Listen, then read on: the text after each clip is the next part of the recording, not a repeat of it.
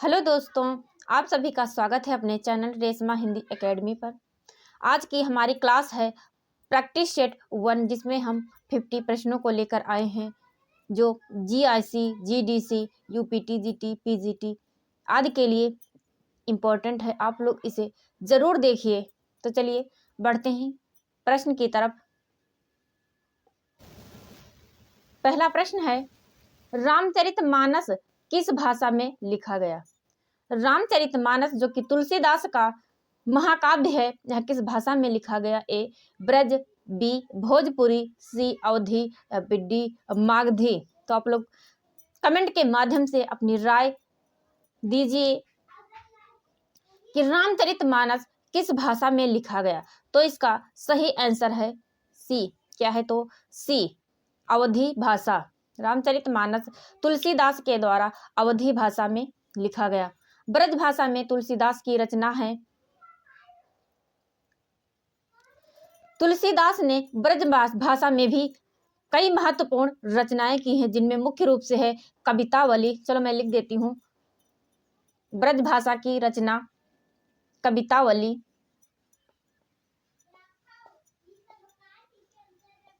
कवितावली, गीतावली,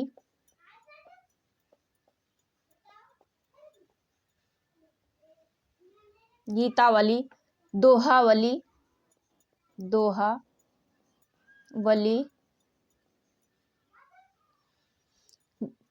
विनय पत्रिका, विनय पत्रिका,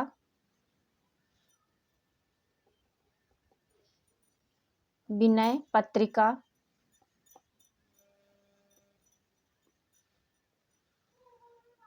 विनय पत्रिका, कृष्ण गीतावली और बैरागी संदीपनी शामिल है। जो रामचरितमानस के साथ उनकी काव्य प्रतिभा के दो अलग अलग भाषाओं अवधी और ब्रज भाषा पर पूर्ण अधिकार को दर्शाती हैं। तो चलिए बढ़ते हैं अगले प्रश्न की तरफ। अगला प्रश्न है प्रश्न 2। प्रश्न 2 है, खड़ी बोली का दूसरा नाम है? ए मगही, बी कौरवी, सी हिंदुस्तानी या फिर डी बघेली। तो खड़ी बोली का दूसरा नाम है, तो इसका सही आंसर है बी। क्या है? तो बी कौरवी। खड़ी बोली का दूसरा नाम है कौरवी। प्रश्न 3, अधिकतर भारतीय भाषाओं का विकास किस लिपि से हुआ है? ए शारदा लिपि, बी खरोष्टी लिपि, सी कुटिल लिपि या फिर डी ब्राह्मी लिपि। तो अधिकतर भारतीय भाषाओं का विकास किस लिपि से हुआ है? तो इसका सही आंसर है डी ब्राह्मी लिपि।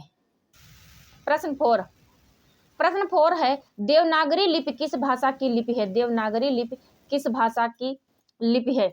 ए पंजाबी, बी बांग्ला, सी उर्दू या फिर डी हिंदी। तो देवनागरी लिपि किस भाषा की लिपि है? तो इसका सही आंसर है डी हिंदी भाषा की लिपि है।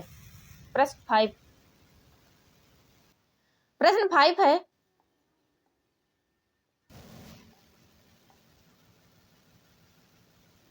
छ वर्ण किसके योग से बना है? छ वर्ण किसके योग से बना है? क के नीचे लगा है हलंत, क प्लस स या फिर क प्लस च या फिर क प्लस छ या फिर क प्लस छ। तो छ वर्ण किसके योग से बना है? तो इसका सही आंसर है ए। क्या है? तो ए। क हलंत लगा है, फिर प्लस इसके बाद श, ख यानी खटकोण वाला ख। तो क्या बनेगा? छ।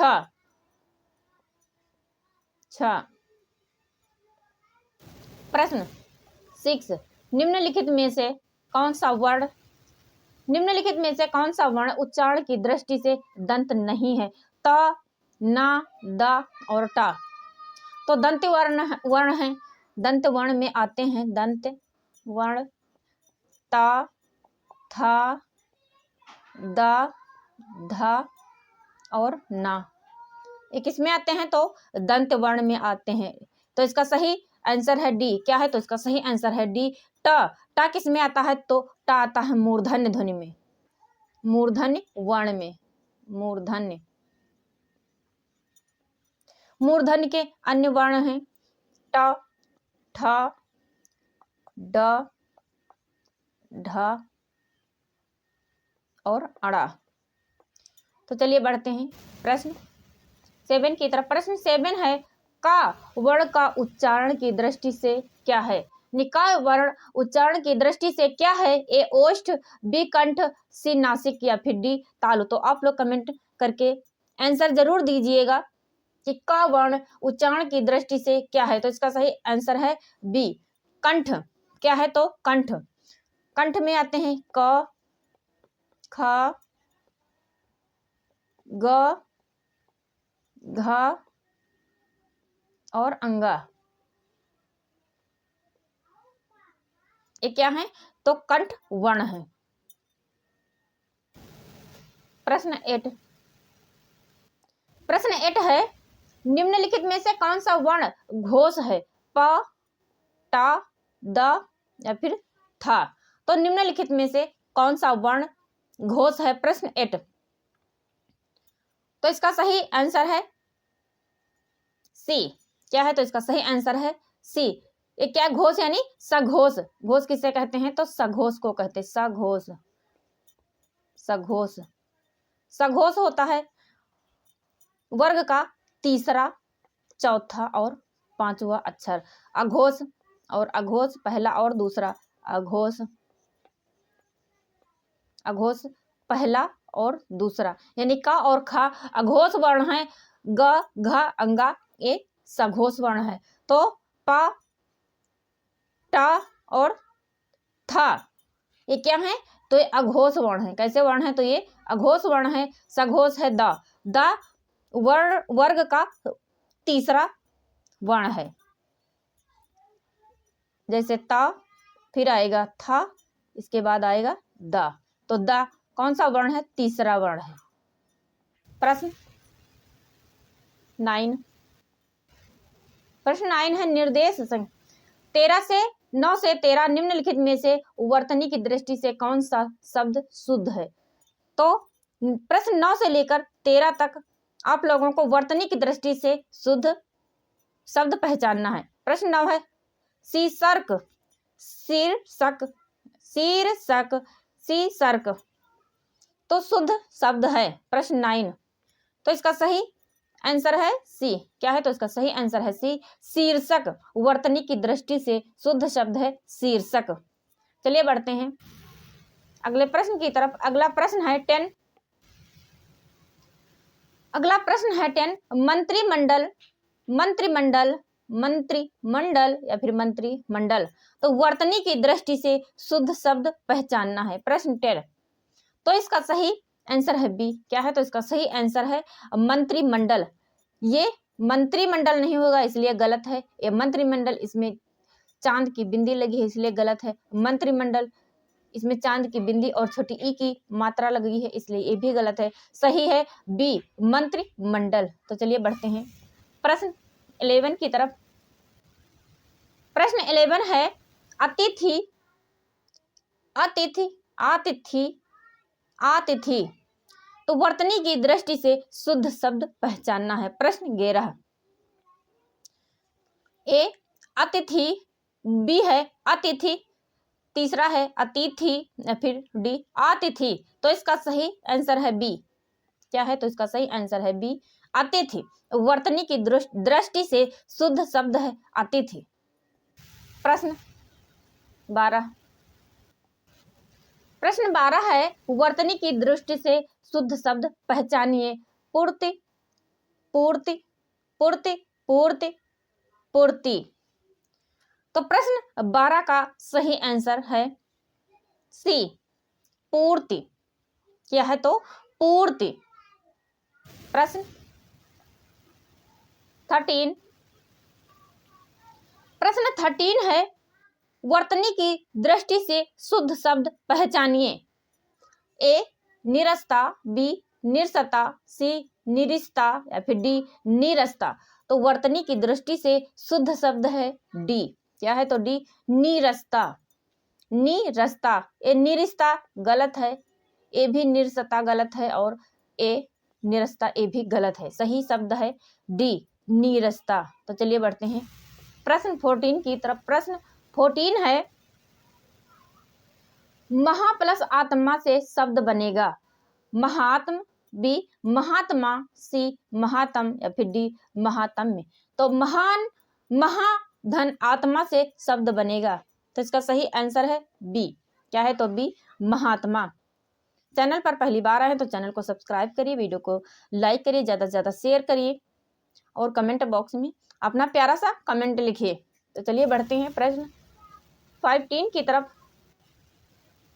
प्रश्न 15 है, रमा प्लस ईस रमेश, इनमें से कौन सी संधि है? रमा प्लस ईस बराबर रमेश, इनमें से कौन सी संधि है? प्रश्न 15, ए दीर्घ संधि, बी वृद्धि संधि, सी गुण संधि या फिर डी यड़ संधि। तो प्रश्न 15 का सही आंसर है सी गुण संधि। रमेश में गुण संधि है।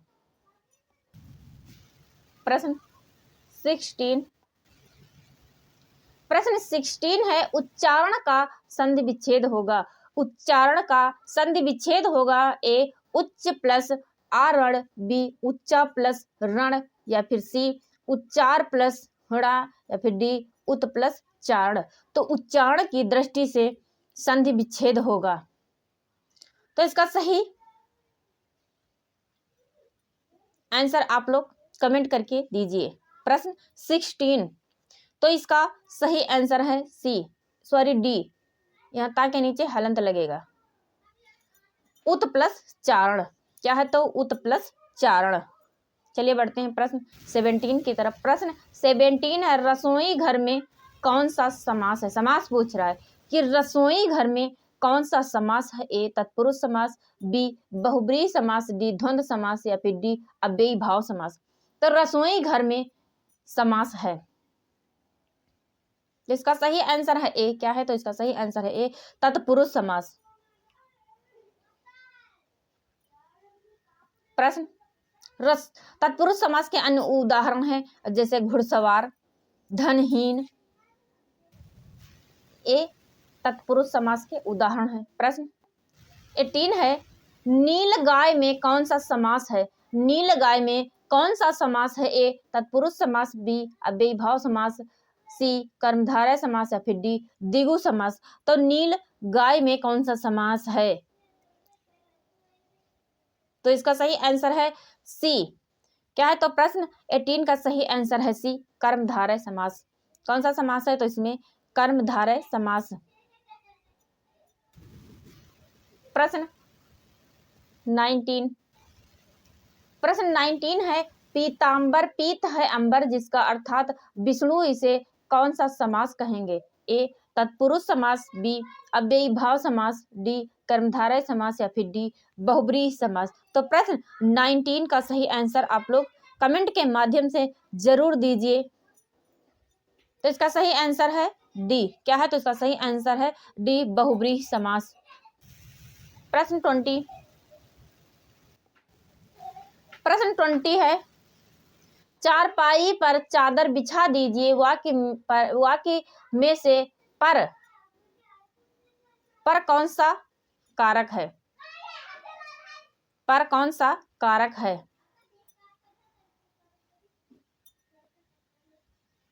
चारपाई पर चादर बिछा दीजिए, पर कौन सा कारक है? ए अपादान, बी अधिकरण, सी संप्रदान या फिर डी संबंध। तो चारपाई पर चादर बिछा दीजिए प्रश्न 20, तो इसका सही आंसर है बी। क्या है? तो बी अधिकरण कारक। अधिकरण का चिन्ह है में और पर। क्या है? तो में और पर। अपादान से यानी अलग होने के लिए प्रयुक्त किया जाता है अपादान। प्रश्न 21, प्रश्न 21 है, वह घर से बाहर गया, वाक्य में कौन सा कारक है? ए कर्ता, बी कर्म, सी कारण या फिर डी अपादान। तो वह घर से बाहर गया यानी वह घर से निकल कर बाहर गया यानी वह घर से अलग हो गया, वाक्य में कौन सा कारक है? तो इसका सही आंसर है डी अपादान कारक। क्या है? तो डी अपादान कारक। ए कर्ता का चिन्ह है कर्ता ने। क्या है? तो कर्ता ने कर्म कारण से के द्वारा, से या के द्वारा। प्रश्न 22, प्रश्न 22 है अग्नि का पर्यायवाची शब्द है। अग्नि का पर्यायवाची शब्द है ए सोम, बी हुतासन, सी अक्ष या फिर डी आलय। तो अग्नि का पर्यायवाची शब्द है, तो इसका सही आंसर है बी। क्या है? तो इसका सही आंसर है बी हुतासन। अक्ष किसका है? तो अक्ष है आंख का, आलय तो घर का, सोम तो अमृत का।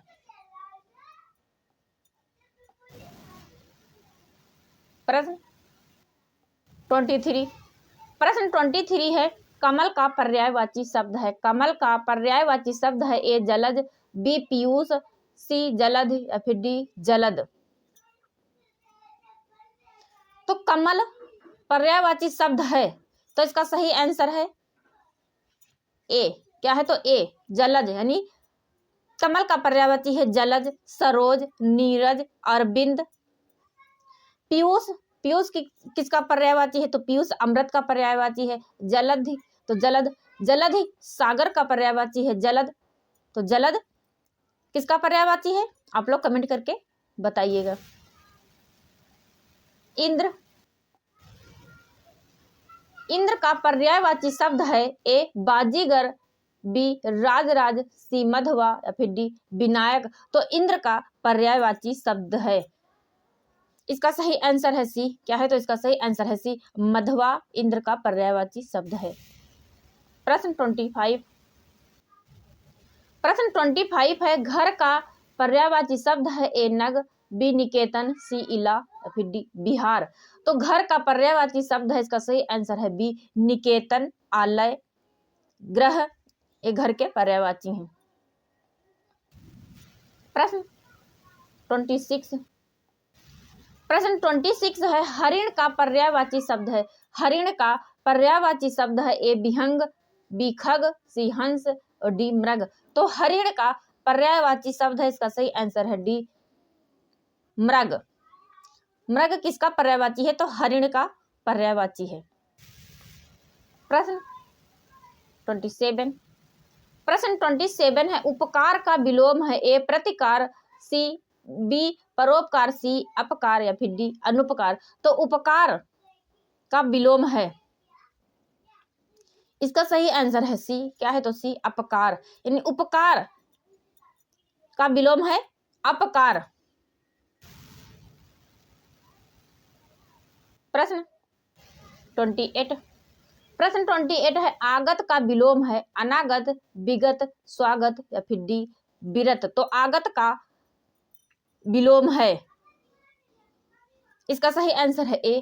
क्या है? तो अनागत। प्रश्न 29, प्रश्न 29 है सापेक्ष का विलोम है ए आपेक्ष, बी निरपेक्ष, सी असापेक्ष या फिर डी कुसापेक्ष। तो सापेक्ष का विलोम है प्रश्न 29, इसका सही आंसर है बी निरपेक्ष। क्या है? तो निरपेक्ष।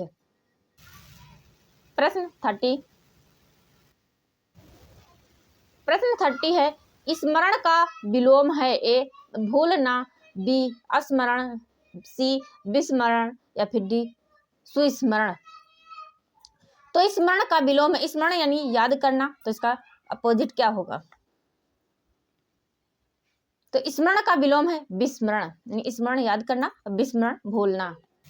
प्रश्न 31, प्रश्न 31 है अथ का विलोम है ए पथ, बी अंत, सी प्रारंभ या फिर डी इति। तो अथ का विलोम है, इसका सही आंसर है डी इति।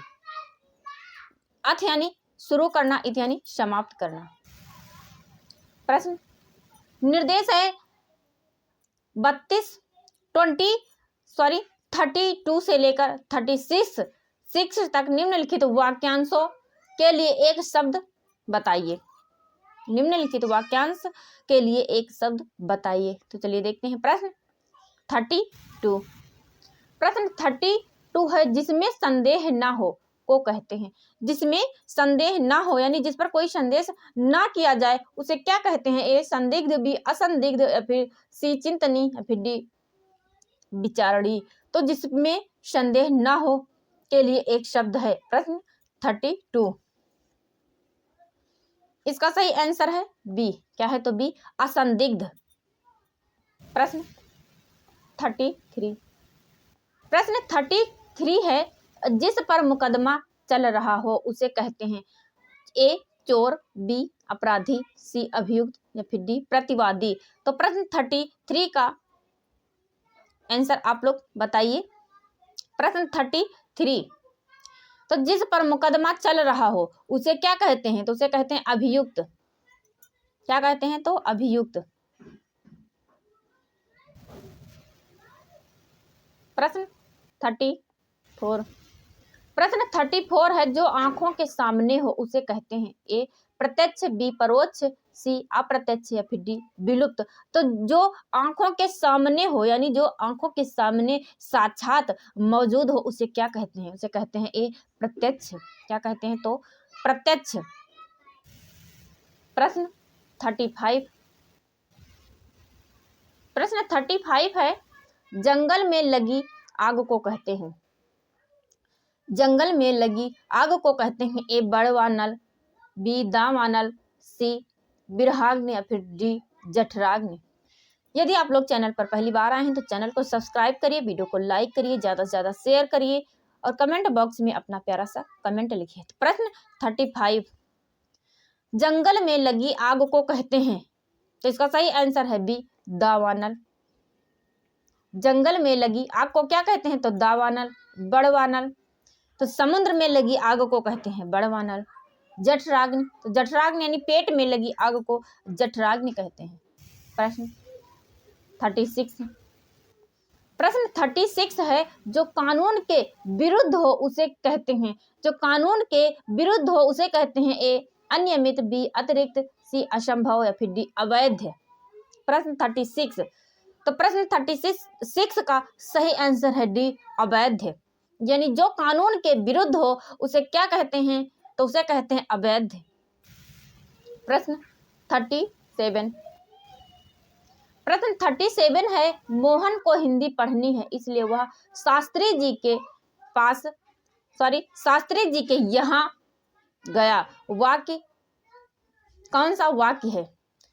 ए मिश्र, बी संयुक्त, सी सरल या फिर डी कठिन। तो मोहन को हिंदी पढ़नी है इसलिए वह शास्त्री जी के यहाँ गया में वाक्य है। प्रश्न 37। तो इसका सही आंसर है बी। क्या है? तो इसका सही आंसर है बी संयुक्त वाक्य। प्रश्न 38। प्रश्न 38 है, सत्य बोलो परंतु कटु सत्य न बोलो किस प्रकार का वाक्य है? सत्य बोलो परंतु कटु सत्य न बोलो किस प्रकार का वाक्य है? ए सरल वाक्य, बी संयुक्त वाक्य, सी उपवाक्य या फिर डी लघु वाक्य। तो प्रश्न 38 का सही आंसर, इसका सही आंसर है बी। क्या है? तो ये संयुक्त वाक्य है। प्रश्न 39। प्रश्न 39 है, छाती पर मूंग दलना का अर्थ है। छाती पर मूंग दलना का अर्थ है ए घबरा जाना, बी परिश्रम करना, सी बहुत परेशान करना या फिर डी दुखी होना। तो छाती पर मूंग दलना का अर्थ है प्रश्न 39। तो इसका सही आंसर है सी। क्या है? तो सी बहुत परेशान करना। प्रश्न 40। प्रश्न 40 है, जान पर खेलना का अर्थ है ए जोखिम उठाना, बी साहस दिखाना, सी जोर लगाना या फिर डी हार मान लेना। तो जान पर खेलना का अर्थ है ए जोखिम उठाना। क्या है? तो ए जोखिम उठाना। प्रश्न 41। प्रश्न 41 है, कान में तेल डालना का अर्थ है ए कान की बीमारी, बी कुछ न सुनना, सी चुप बैठ जाना या फिर डी बहरा होना। तो कान में तेल डालना का अर्थ है प्रश्न 41। तो इसका सही आंसर है बी कुछ ना सुनना। कुछ ना सुनना। प्रश्न 42, 9 2 11 होना। 9 2 11 होना का अर्थ है ए भाग जाना, बी दौड़ना, सी गायब होना या फिर डी साथ छोड़ना। तो 9 2 11 का अर्थ है, तो इसका सही आंसर है ए भाग जाना। प्रश्न 43, प्रश्न 43 है गांठ में बांधना अर्थात खूब याद करना, बी कस कर बांधना, सी बगल में बैठना या फिर डी मजबूत बनाना। तो गांठ में बांधना अर्थात इसका सही आंसर है प्रश्न 43 का सही आंसर। तो इसका सही आंसर है ए, यानी खूब याद कर लेना, खूब याद करना गांठ में बांधना का अर्थ है। प्रश्न निर्देश है 44 से लेकर 48 तक निम्नलिखित गद्यांश के आधार पर 5 प्रश्न दिए गए हैं। कितने प्रश्न दिए गए हैं? तो 5 प्रश्न दिए गए हैं। उत्तर के रूप में 4 विकल्प दिए गए हैं, जिनमें से एक सही है। सही उत्तर का चयन करें। चलिए देखते हैं गद्यांश।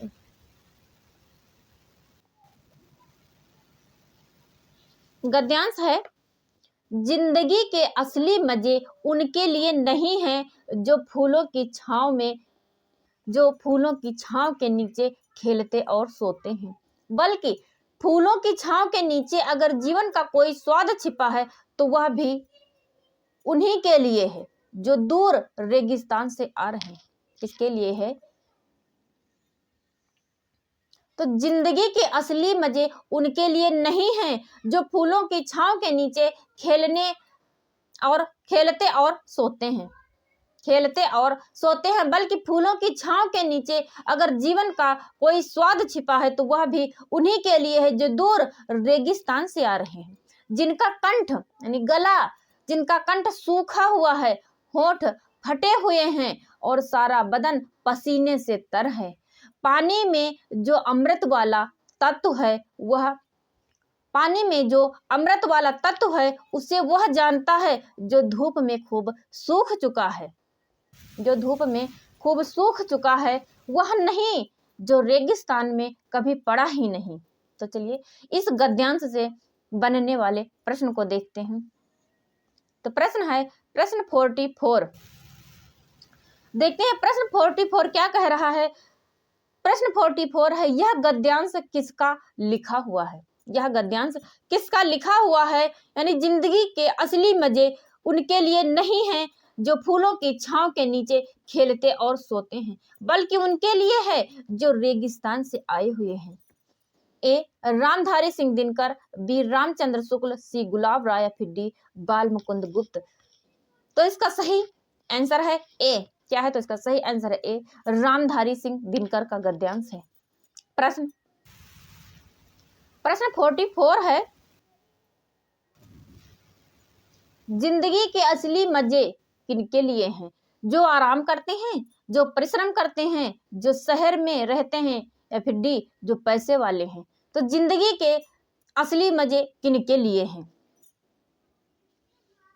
तो इसका सही आंसर है बी जो परिश्रम करते हैं। क्या करते हैं? तो जो परिश्रम करते हैं। प्रश्न 46 का चलिए देखते हैं प्रश्न 46। तो उपयुक्त गद्यांश में किस बात के महत्व को बताया गया है? उपरोक्त जो हमने गद्यांश पढ़ा है वह गद्यांश किस बात के महत्व को बताता है? ए प्रकृति, बी जीवन, सी श्रम, या फिर डी भाग्य। प्रश्न 46। तो प्रश्न 46 है, इसका सही आंसर है सी श्रम। प्रश्न 47। प्रश्न 47 है जो धूप में खूब सूख चुका है से अभिप्राय है। ए कड़ा परिश्रम करना, बी धूप सेकना, सी बीमार होना, डी रेगिस्तान में रहना। तो प्रश्न 47 कह रहा है जो धूप में खूब सूख चुका है से अभिप्राय है। प्रश्न 47। तो इसका सही आंसर है ए कड़ा परिश्रम करना। प्रश्न 48। प्रश्न 48 है अमृत वाला तत्व का तात्पर्य है। ए जीवन का सार, बी अमृत, सी जीवन का रहस्य, डी समुद्र से निकला हुआ अमृत। तो अमृत वाला तत्व का तात्पर्य है प्रश्न 48। तो इसका सही आंसर है ए। क्या है? तो इसका सही आंसर है ए, जीवन का सार। जीवन का सार अमृत वाला तत्व है। प्रश्न 49। प्रश्न 49 है, मैया मैं तो चंद्र खिलौना ले हूं।